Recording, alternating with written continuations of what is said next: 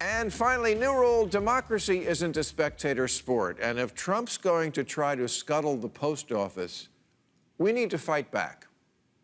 Now, I must admit, of the ways I'd always imagined Donald Trump would try to steal the election, fucking with the mail never occurred to me. But I didn't think he could take the money Congress gave the Pentagon and redirect it to the wall, and he did that. I sure wasted a lot of time in civics class with those note cards. Since April, the president has launched a two-front campaign against the Postal Service, first undermining trust in mail-in voting by calling it corrupt, so later he can challenge any results he doesn't like, and then by undermining the Postal Service itself, eliminating overtime, firing leadership, reducing sorting machines, so that when the surge of mail-in ballots starts coming in October, the post office will be too gutted and strapped to handle it, and ballots won't get counted. He wants it to fail. It has to fail for his scheme to work. It's like a postal version of The Producers. And there's all sorts of anecdotal evidence now that the system is starting to crack. People not getting their mail, getting it very late. Last week, I got an issue of Rolling Stone with Bob Seger on the cover. There's a never-ending well of creativity on the right to keep people from voting. And this is the latest dirty trick. But maybe there is something we can do to fight back.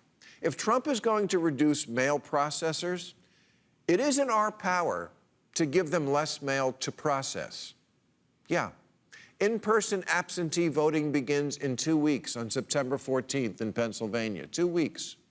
So I say you have 2 weeks to use the Postal Service or everything you normally do, and after that, hashtag free up the mail. Other than essentials like receiving paychecks, prescription drugs, and of course the Victoria's Secret catalog, don't use the mail for anything but ballots until the election is over. You know how we pull over for fire trucks? It's time we do the equivalent for mail trucks. Let this be our October surprise for Trump. So that means get all your Amazon crap now, all the shit you don't really need, candles and fucking driftwood art and elbow moisturizer, get it all out of your system now, and then lay off the add to cart button for a month. Same thing with the rest of the mail. Letters. I guess there's a certain charm to an old school letter written out in cursive, but go back to charming after the election. It's not essential. The last person to send a letter that mattered was the Zodiac killer. Ditto with the humorous yet vaguely insulting birthday card that you send to your aunt every October. Getting older is like driving a classic car. The rear end sags and the fluids leak. Yeah, we'll say that over the phone this year. Yeah, call her up and say, Aunt Gertrude, you are now like a car, your rear end sags and your fluids leak. I'm sorry you had to hear that over the phone, but I may have just saved democracy. I'm sorry, but we need to give our besieged and intrepid postal workers the time and space they need to deliver nothing but ballots. So, Fruit of the Month Club, cancel it. Wine of the Month Club, get drunk on something else. Sea monkeys. Ransom notes. No, everything. If you're still paying your bills by mail, good time to join the new century. No save the date cards, no get well cards, postcards. Please, please, we have Instagram now. You're embarrassing yourself. If you're still sending postcards, it's like watching a movie on Netflix in 2020 and then trying to send it back. If you order your sex toys by mail, sorry, get your ass out to the perv store and buy your disgusting devices and jellies in person. And of course, what mostly would free up the mail would be getting rid of this shit. Capital One. I don't know what your politics are, but somewhere in your evil bankers' hearts, you must think we should all at least get the chance to vote.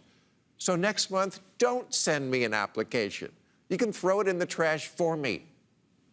All the businesses that fill up our mailboxes every day, really, take a little break. Bed Bath & Beyond, it's like a shark. It has to mail me a coupon every week or it dies. Those postcards that look like they're from someone you know but are just real estate agents bragging, hey, I just sold this shit box for 1.2. Out. Letters with pennies taped to them to guilt me into charity. The circular from the grocery store. Look, we have hot dogs. Yeah, we know. Ads for $99 LASIK eye surgery. If you only want $99 to fix my eyes, I don't want you touching my face. And here's something no one has ever said. Hey, gather around, everyone. The latest penny saver is here. If the post office wasn't so overwhelmed with the mountains of hot garbage that flow through it every day, we might stand a chance of foiling the fat man's plans. I don't want to lose this election because of the mail. This is something we can do.